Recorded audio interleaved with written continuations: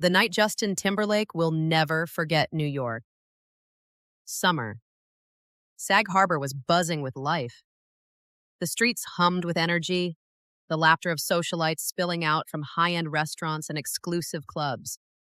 The distant glow of Manhattan flickered across the water, reflecting off the sleek million-dollar yachts lined up at the marina. Inside one of the most exclusive lounges, Justin Timberlake leaned back in his leather seat, his famous smile relaxed, the sound of jazz music filling the space around him. Ice clinked against the glass in his hand as he took another sip. He had spent the night celebrating. Nothing too crazy, just a couple of drinks, a few laughs with old friends. And now it was time to go. He felt fine. At least that's what he told himself. His driver had offered to take him home, but Justin waved him off with a confident grin. "I got this," he had said. "It's just a short drive."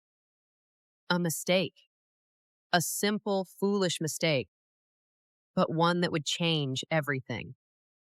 Across town, Officer Michael Arkinson sat in his patrol car, parked under the glow of a flickering street lamp. The night had been slow. A few noise complaints, a couple of bar fights. Nothing out of the ordinary. He glanced at the clock. 12:47 a.m. With a quiet sigh, he took a sip of his now cold coffee and stared out at the nearly empty road. These late-night hours were when the city truly revealed itself. When the masks people wore during the day slipped away, when the secrets of the night came crawling into the open. And then, out of the corner of his eye, headlights. A sleek, black sports car slid out from the curb of an upscale bar, its tires rolling smoothly against the pavement. The kind of car that didn't belong to just anyone. Something about the way it moved. Arkinson narrowed his eyes. Too fast. Drifting slightly over the center line.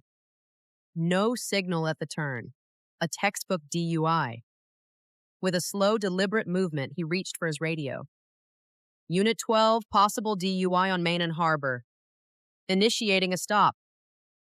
The red and blue lights cut through the night. The black sports car hesitated, just for a moment, then pulled over. Arkinson took a deep breath. Time to see who he was dealing with. As he stepped toward the driver's side window, his boots barely made a sound against the quiet street. The window rolled down, and in the dim light, he saw a familiar face. His stomach tightened. Justin Timberlake. The pop legend. The movie star. The global icon. Justin leaned against the doorframe, eyes half-lidded, his signature smirk in place. "Officer," he said, voice too smooth. "Something wrong?" The smell of expensive whiskey and cologne drifted out. Arkinson's grip tightened around his flashlight. "License and registration, please." For a second, Timberlake just stared. Then he let out a small chuckle as if the request were a joke. "Come on, man, I'm just heading home." Arkinson didn't move. Didn't blink. "Sir, have you been drinking tonight?" Justin scoffed, running a hand through his perfectly styled hair. "Few drinks. But I'm good. Trust me." A cold silence. Then, finally, the words that sealed it. "Sir, I'm going to need you to step out of the vehicle." Justin's smirk faltered. His brow creased slightly, his eyes flicking to the side mirror. For the first time, he looked nervous. "Wait, hold on," he said, his voice quieter now. "Do you know who I am?" Arkinson didn't hesitate. "I do. And that doesn't change a thing." A long, tense pause. Then Timberlake let out a breath, shaking his head before slowly pushing the door open. Flashes, cameras. The paparazzi had found them. Before he even had time to process what was happening, the street was suddenly filled with photographers, the distant shutter clicks cutting through the night like gunfire. And in that moment, Timberlake realized this wasn't going away. As Arkinson secured the cuffs around his wrist, Timberlake didn't say a word. The reality of the situation was finally sinking in. He had walked out of that bar expecting the world to bend to his will. Instead, he was now being guided into the back of a police car, under the glare of the flashing lights, his name already making headlines. Justin Timberlake, arrested for drunk driving. Social media exploded. The internet was divided. Some people thought the cop had gone too far. Others said Timberlake had finally gotten what he deserved. And through it all, Michael Arkinson stood by his choice. He hadn't arrested a celebrity. He had arrested a drunk driver. Nothing more, nothing less. Timberlake's legal team cleaned up the mess as best they could. He made a public apology, entered a brief rehab program. The world eventually moved on. But for Michael Arkinson, things were just beginning.